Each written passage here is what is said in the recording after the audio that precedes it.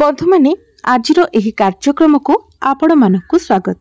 आजिर एही कार्यक्रमटी कुंभ राशि व्यक्ति विशेष मानक पई बहुत गुरुत्वपूर्ण अटे। कारण देवता मानकर गुरु देवगुरु बृहस्पति निजर राशि परिवर्तन करने को जाउछंती। दीर्घ 12 वर्ष परे देवगुरु बृहस्पति कर्कट राशि रे उच्चस्थ हेबाको जाउछंती। तेबे 19 अक्टोबर रु 3 डिसेम्बर पर्यंत गुरु आपणकर षष्ठ भावरे गोचर करिवे। पूर्वरु गुरु आपणकर पंचम भावरे गोचर करुथिले, किंतु 19 अक्टोबर ठारू गुरु आपणकर षष्ठ भावरे गोचर करिवे एवं 3 अक्टोबर पर्यंत गुरु आपणकर षष्ठ भावरे रहिबे। तो गुरु आपणकर षष्ठ भावरे गोचर करिबा द्वारा आपणकु केउ फल प्राप्ति हेबो, आपणकर जीवन रे केउ सब परिवर्तन आसीबो, आपणक जीवन रे कोन सब घटना घटिबो से विषय रे जानिबा पई आपण माने वीडियोटी को स्किप न करी शेष पर्यंत निश्चय देखंतु। एवं आपणकर जदि कुंभ राशि होई थाए तो वीडियोटी को लाइक करी चैनल टी को सब्सक्राइब करी दियंतु। कमेंट बॉक्स रे भक्ति एवं श्रद्धार सहित जय श्री जगन्नाथ जय मां लक्ष्मी निश्चय लिखंतु। तो बंधु माने आसंतु आरंभ करिबा आजिर एही कार्यक्रम को, जहाँ आपणकर जन्म राशि तथा चंद्र राशि उपरे आधारित अटे। तेबे राशि चक्रर 12 गोटी राशि मध्यरु 11 नंबर राशि हेउची कुंभ राशि। तो बंधु माने गुरु जेतेबेले आपणकर षष्ठ भावरे गोचर करिवे तो गुरुंकर दृष्टि आपणकर दशम भाव, एकादश भाव एवं द्वितीय भाव उपरे रहिबो। तेबे गुरु हेउछंती आपणकर द्वितीय एवं एकादश भावर अधिपति। तो आपणकर द्वितीय एवं एकादश भावर अधिपति होई गुरु आपणकर षष्ठ भावरे उच्चस्थ अवस्थारे अछंती। तो षष्ठ भावटी होई थाए रोग, ऋण एवं शत्रुर भाव। एहा कंपिटिशन भाव मध्य होई थाए। तो गुरुंकर एही गोचर सेहि मानकु अधिक शुभ फल प्रदान करिवो जे माने विदेश रे रहुछंती, दूर रे रहुछंती, किंबा जदि आपण निजर जन्मभूमि रे रहुछंती किंतु आपण इम्पोर्ट एक्सपोर्ट रो काम करूछंती, सेल परचेस रो काम करूछंती, आपणकर कोनोसी प्रकार रो कनेक्टिविटी फॉरेन सहित रहिछि तो ए क्षेत्र रे मध्य आपणकु अधिक शुभ फल प्राप्ति हेबो। आपणकर धन भावर अधिपति एवं लाभ भावर अधिपतिंकर कनेक्शन आपणकर द्वादश भाव सहित रहुछि। तो जदि आपण एई सब क्षेत्र रे कार्य करूछंती तेबे आपणकु अधिक शुभ फल प्राप्ति हेबो। एही 46 दिन मध्यरे आपण बहुत दूर यात्रा करि पारंती, किंबा आपण एही समय जल यात्रा किंबा उड़ा जहाज रे यात्रा करि पारंती। एही समय आपण धार्मिक यात्रा मध्य करि पारंती। गुरु जेहेतु आपणकर षष्ठ भावरे उच्चस्थ हेउछंती तो आपण जदि किछि लोन नेबा पई चाहुतिले, जेमिति कि होम लोन हेउ, गाड़ी पई लोन हेउ, जदि आपण किछि लोन नेबा पई चाहुतिले तो आपणकु एही 46 दिन भितरे निश्चित भावरे लोन मध्य मिलि जिवो। जदि आपणको उपरे कोनोसी ऋण करज थिला तो ऋण करज को सुझिबारे आपण सक्षम हेबे। एवं जदि आपणकर किछि कोर्ट कचेरी मामला लागि रहितिला तो राय आपणकर सपक्ष रे जिवो। तेबे गुरुंकर दृष्टि आपणकर दशम भाव उपरे रहुछि। धन भाव एवं लाभ भावर अधिपति होई गुरु आपणकर दशम भाव को देखुछंती। दशम भावटी होई थाए क्यारियर भाव, कार्य क्षेत्रर भाव। एहार अर्थ हेउछि आपणको आपणकर क्यारियर रे बहुत अधिक सफलता मिलिबाको जाउछि।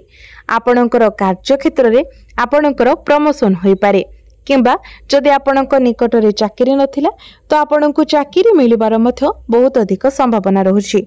एहा व्यतीत आपणको आपणकर ऊपर ऑफिसर आपणक सीनियर मानक ठारू आपणको बहुत अधिक सपोर्ट मिलिबो। कार्य क्षेत्र रे आपणकर मान सम्मान बढ़िबो, आपणको अचीवमेंट मिलिबो, आपणक मध्य रे मैनेजमेंट स्किल बहुत भलो रहिबो।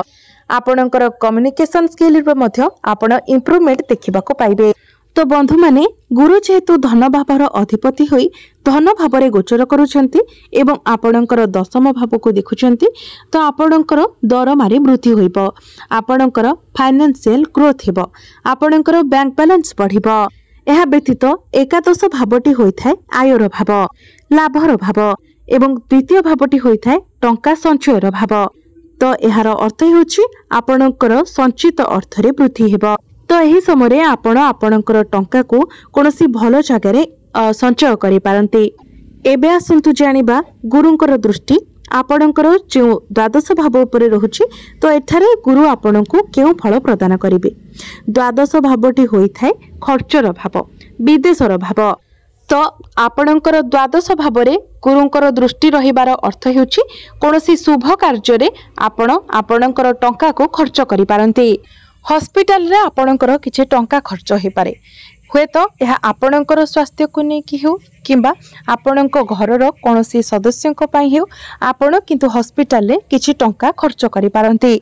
तो बंधु माने खर्च तो आपणकर निश्चित भाव में हम, तेणु आपणकर मेडिकल रे खर्च हेबा ठारू भल आपण किछि भल बाटरे ताहाको खर्च करंतु जहाँ आपणकर भविष्यत पई काम रे आसीबो।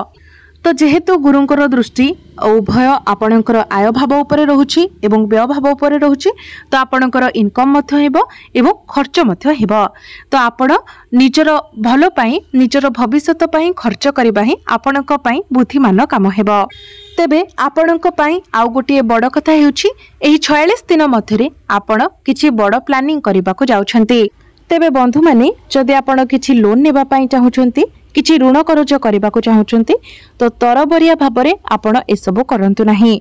तेबे जेहेतु गुरुंकर दृष्टि आपणकर कुटुंब एवं परिवार भाव उपरे रहुचे, तो जो माने फैमिली प्लानिंग करबा को चाहुतिले सेमानक पई समय बहुत भल रहिबो।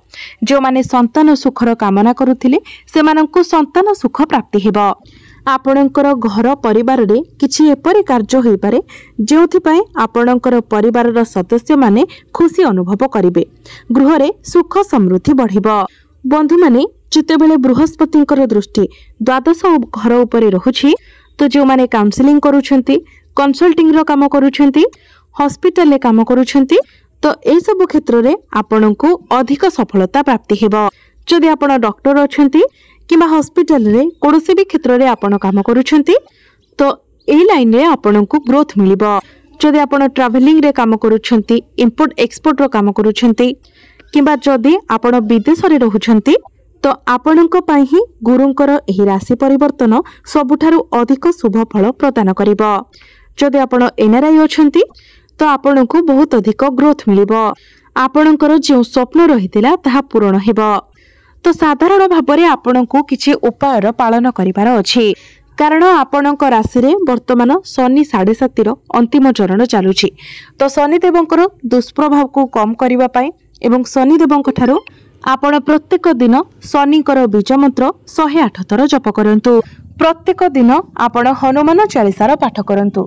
जदि पारुछंती प्रत्येक दिन आपण 7 थर हनुमान चालीसार पाठ करंतु एवं प्रत्येक दिन आपण उदित सूर्य को तंबा पात्र रे जलार्घ्य अर्पण करंतु एवं सूर्यास्त परे आपण प्रत्येक दिन चंद्रमांकर बीज मंत्र मध्य 108 थर जप करंतु।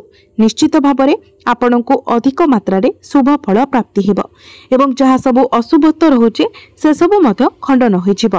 तो बंधु माने आपणकर जीवन मंगलमय हो, एहा ही ईश्वर को निकट रे मोर प्रार्थना।